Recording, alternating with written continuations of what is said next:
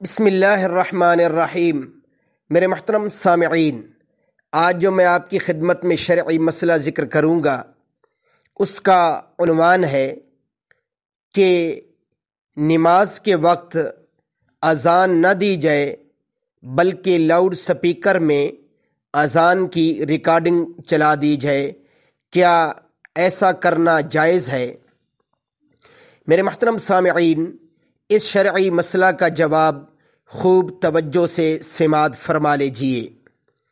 ایسا کرنا بالکل جائز نہیں ہے، کیونکہ اذان شعائر اسلام میں سے ہے اور اس کے لیے مستقل شریعت کا حکم موجود ہے، اور ہر نماز کے لیے مؤذن الگ سے اذان دے، نہ کہ اذان کی ریکارڈنگ چلا دی جائے اور یہ سمجھا جائے کہ بس ریکارڈنگ چلا دی گئی ہے اور اذان ہو جائے گی۔